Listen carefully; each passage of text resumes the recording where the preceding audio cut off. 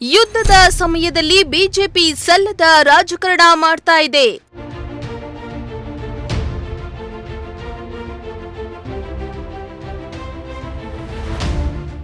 ಕಮಲ ಪಾಳ್ಯದ ವಿರುದ್ಧ ಶಾಸಕ ಎಸ್ಆರ್ ಶ್ರೀನಿವಾಸ್ ಕಿಡಿ.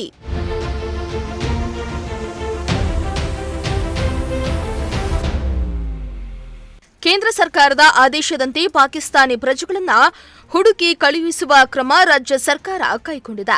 ಆದರೆ ಬಿಜೆಪಿ ಈ ಯುದ್ಧದ ಸಮಯದಲ್ಲಿ ರಾಜ್ಯ ಸರ್ಕಾರ ಪಾಕಿಸ್ತಾನಿ ಪ್ರಜೆಗಳನ್ನು ಗುರುತಿಸ್ತಾ ಇಲ್ಲ. ಹೀಗಾಗಿ ಸಹಿ ಅಭಿಯಾನ ಮಾಡ್ತೇವೆ ಅಂತ ಸಲ್ಲದ ರಾಜಕಾರಣ ಮಾಡ್ತಾ ಇದೆ ಎಂದು ಶಾಸಕ ಎಸ್ಆರ್ ಶ್ರೀನಿವಾಸ್ ಗುಬ್ಬಿಯಲ್ಲಿ ಟೀಕಿಸಿದ್ರು.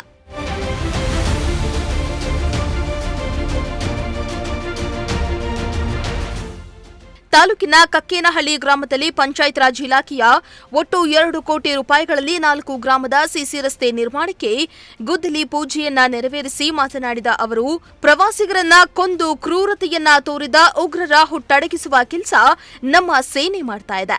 ಕೇವಲ ಉಗ್ರರ ನೆಲೆಯನ್ನ ಧ್ವಂಸ ಮಾಡಿದ ನಮ್ಮ ಸೈನ್ಯ ಶಿಸ್ತು ಪಾಲನೆ ಮಾಡ್ತಾ ಇದೆ. ಆದರೆ ನಾಗರಿಕರ ಮೇಲೆ ದಾಳಿ ಮಾಡುವ ಪಾಕಿಸ್ತಾನಿ ಸೇನೆಗೆ ತಕ್ಕ ಪಾಠ ಕಲಿಸಬೇಕಾಗಿದೆ. ದೇಶದ ಅಖಂಡತೆಯ ವಿಚಾರ ರಾಜಕಾರಣ ಬಿಟ್ಟು ಒಗ್ಗಟ್ಟು ಪ್ರದರ್ಶನ ಮಾಡೋಣ ಎಂದಿದ್ದಾರೆ. ಸರ್, ಪಾಕಿಸ್ತಾನದವರು ಮಾಡಿರ್ತಕ್ಕಂಥದ್ದು ಹೀನ ಕೃತ್ಯ ಮಾಡ್ಯವ್ರೆ. ಅದಕ್ಕೆ ಸರ್ಕಾರ ನಮ್ಮ ದೇಶದ ಮಿಲಿಟ್ರಿ ಸರಿಯಾದ ರೀತಿಯಾಗಿ ಉತ್ತರ ಕೊಡ್ತಾ ಇದೆ. ಇನ್ನೂ ತೀಕ್ಷ್ಣವಾಗಿ ಕೊಡಬೇಕು ಅನ್ನೋದೇ ಎಲ್ಲರ ಅಭಿಪ್ರಾಯ ಆಗಿರ್ತಕ್ಕಂಥದ್ದು. ಎಲ್ಲ ಯಾರು ಹಿಂದೂಸ್ತಾನದಾಗ ಹುಟ್ಟಿದ್ದಾರೆ ಪ್ರತಿಯೊಬ್ಬರ ರಕ್ತ ಕುದಿಯುತ್ತೆ.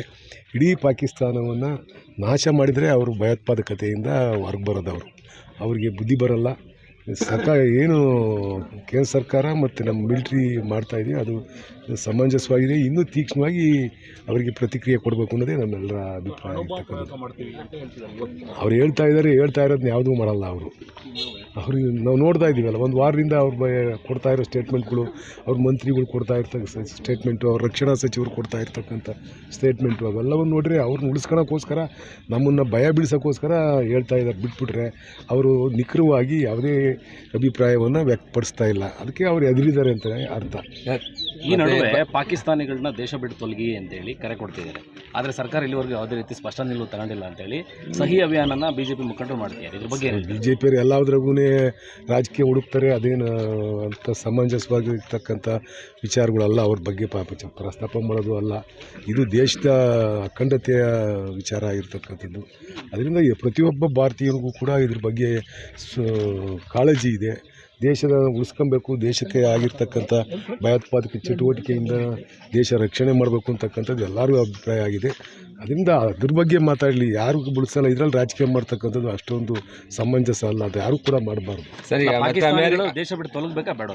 100% ತೊಲಗಬೇಕು. ಕೇಂದ್ರ ಸರ್ಕಾರ ಹೇಳಿತ್ತಲ್ಲ, ಯಾರು ಉಳ್ಕೊಂತಾರೋ ಅವ್ರಿಗೆ ಕಠಿಣ ಸಜೆ 3 ವರ್ಷ ಜೈಲು ಅಂತ ಕೇಂದ್ರ ಸರ್ಕಾರ ಹೇಳಿತ್ತಲ್ಲ. ಅದ್ರ ಮೀರಿ ಯಾರು ಉಳ್ಕೊಂಡಿರ್ತಾರೋ ಅವರೆಲ್ಲ ಜೈಲಿಗೆ ಹೋಗ್ಬೇಕಾಗುತ್ತೆ.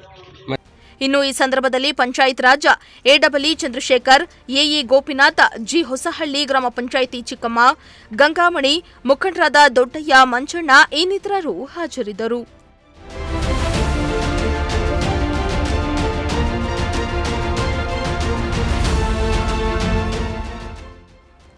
ದೇವರಾಜು, ಪ್ರಜಾಶಕ್ತಿ ಟಿವಿ, ಗುಬ್ಬಿ.